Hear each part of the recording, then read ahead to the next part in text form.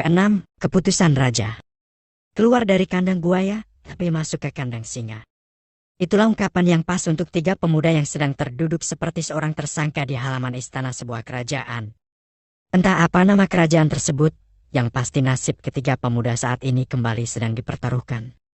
Bukan hanya raja yang ada di sana, beberapa pejabat tinggi kerajaan pun berdatangan dan menempati tempat yang sudah dipersiapkan. Yang membuat Miko dan kedua sahabatnya heran, dari banyaknya orang yang ada di sana, hanya ada segelintir pria yang terlihat. Bahkan yang menduduki kursi khusus juga jumlah prianya tidak lebih banyak dari jumlah jari yang ada. Semuanya didominasi wanita. Baik dari prajurit hingga beberapa petinggi kerajaan. Sungguh pulau yang penuh kejanggalan.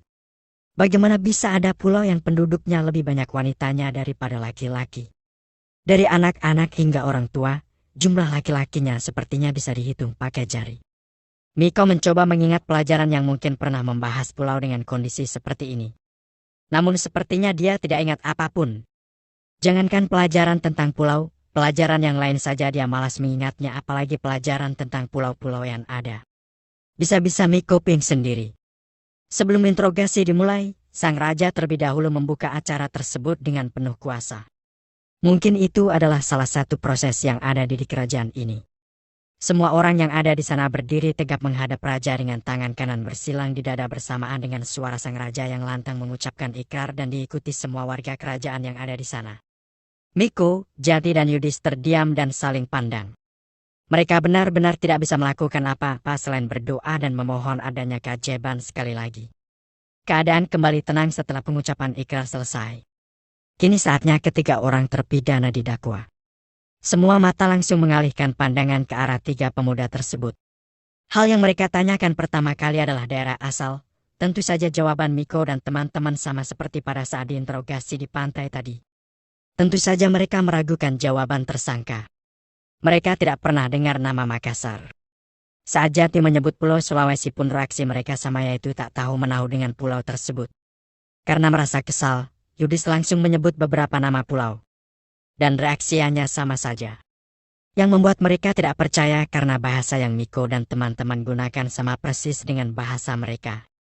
Dan mereka mengira kalau ketiganya berasal dari pulau sekitar yang sengaja menyusup untuk mencuri sesuatu yang berharga di pulau ini. Lihat pakaian yang kami pakai. Apa ada yang memakai pakaian seperti ini? Ucap Miko yang terus mencoba mencari bukti kalau dia dan teman-temannya lolos dari semua tuduhan. Coba kalian berdiri. Titah raja dan ketiganya perlahan berdiri berjejer untuk memperlihatkan pakaian mereka. Semua mata fokus melihat ke arah Miko dan teman-teman. Dan nyatanya memang benar, mereka tidak pernah melihat pakaian penuh warna yang melekat pada tubuh ketiga pemuda. Rata-rata pakaian yang mereka gunakan berwarna hitam, coklat atau putih. Dan itu saja model berpakaiannya tidak sama seperti yang Miko gunakan. Dari raja hingga beberapa laki-laki yang ada di sana, pakaiannya hanya kain setinggi lutut. Di atasnya hanya aksesoris penunjang dengan alas kaki mereka seperti sandal selop yang tertutup di bagian jari-jarinya. Sedangkan pakaian prajurit sama dengan pakaian sekumpulan wanita yang menangkap Miko tadi. Pakaian yang memperlihatkan betapa seksi dan cantiknya mereka meski hanya dalam balutan kain tipis menutup pucuk dada dan juga penutup lembah nikmat-nikmat di bawah sana. Yang membedakan satu sama lain hanyalah simbol yang melingkar di lengan atas tangan kiri dan tangan. Mungkin itu adalah tingkatan pangkat di dalam kerajaan ini. Apa pakaian yang kalian pakai itu merupakan pakaian resmi dari pulau kalian? Tanya raja dengan tatapan mengintimidasi. Bukan, ini yang kita pakai adalah pakaian santai. Jenis pakaian di pulau kami sangat banyak. Pakaian resmi kita juga ada banyak, tergantung daerah kita masing-masing. Balas Miko lancar jaya. Daerah masing-masing? Maksudnya? Tanya raja tak mengerti. Dengan lantang, Miko pun menceritakan tentang keadaan negara dan pulaunya. Agar kelihatan meyakinkan, Miko juga menceritakan kemajuan yang ada di negara tempat Miko dan sahabatnya dilahirkan. Bukan hanya raja, semua yang ada di sana serentak mengernyitkan dahinya. Jelas saja mereka meragukan jawaban anak muda tersebut. Mana ada burung yang terbuat dari besi lalu bisa terbang? Mana mungkin ada kapal besar yang mampu menampung ribuan orang? Karena yang mereka tahu, perahu yang mereka miliki paling banyak membawa 10 orang. Keterangan Miko benar-benar membuat raja ragu akan kebenarannya. Jika diamati, Raja itu sepertinya seorang raja yang cerdas dan tidak bisa percaya begitu saja tanpa adanya sebuah bukti. Raja mencoba bertanya pada kapten yang menangkap mereka.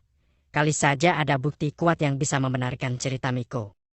"Kapten, apa ada barang mencurigakan yang kamu temukan saat menangkap mereka?" tanya raja sembari menatap ke arah wanita cantik tapi memiliki tubuh yang tegap layaknya laki-laki. Tatapannya sangat dingin dan menusuk, membuat nyali ketiga pemuda semakin menciut. "Tidak, Yang Mulia.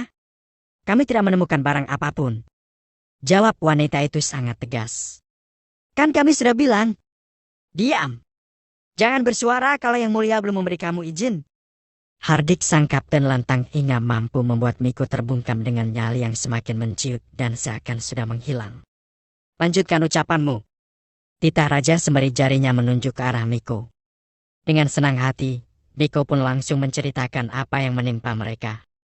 Dengan wajah dibuat sedih, Miko berharap hati raja terketuk dan mereka dibebaskan. Namun sayang, bukannya mendapat simpati, justru kejadian yang Miko ceritakan dianggap kekonyolan dan sandiwara. Mereka mana bisa percaya dari banyaknya penumpang kapal hanya ada 3 orang yang selamat dan yang selamat saling kenal dan akrab. Harapan untuk bebas pun kembali tertutup. Wajah ketiganya kembali lesu menghadapi nasib yang begitu tragis. Terbesit dalam pikiran mereka penyesalan yang mendalam dengan rencana liburan yang mereka rancang. Berharap bisa bersenang-senang malah terperangkap di pulau aneh dan lebih sialnya mereka dituduh sebagai penjahat. "Baiklah, sidang keputusan akan saya tunda. Jebloskan mereka ke penjara. Untuk hukumannya, nanti saya putuskan setelah penyelidikan dari anggota dewan. Dan sidang saya tutup," titah raja. "Siap, Yang Mulia."